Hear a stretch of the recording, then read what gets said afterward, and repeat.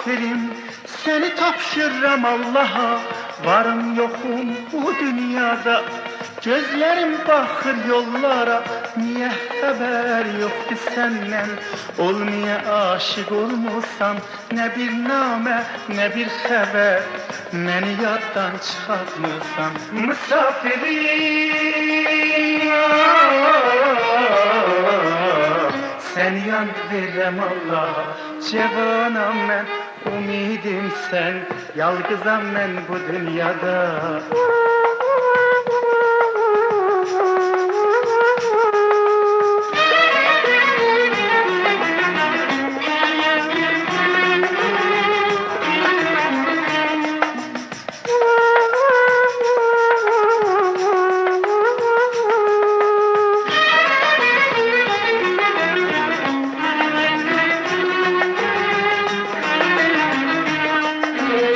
Ben sana muhtacım, uşak kimi anasına.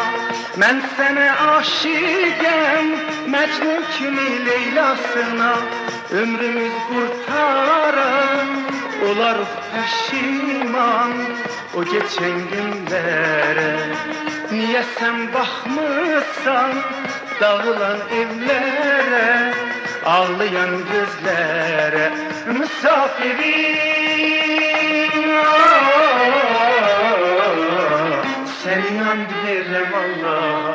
Cevanam ben, umidim sen, yalgızam ben bu dünyada.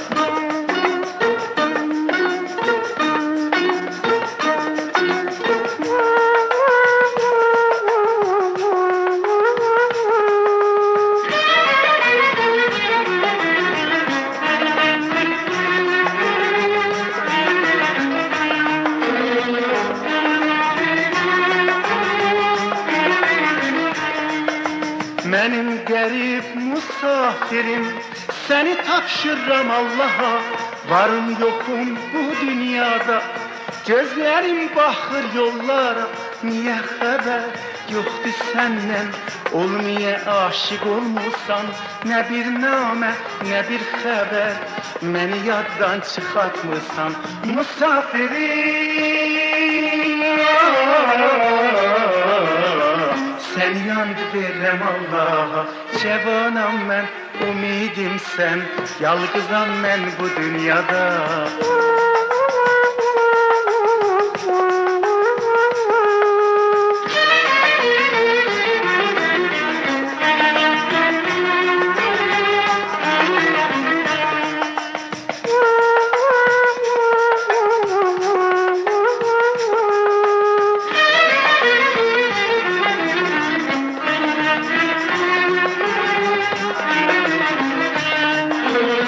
Ben sana muhtacım, uşak kimi anasına.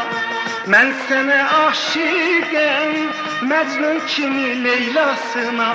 Ömrümüz kurtarar, olarız peşiman o geçen günlere. Niye sen bakmışsan yıkılan evlere, ağlayan gözlere? Musafirim,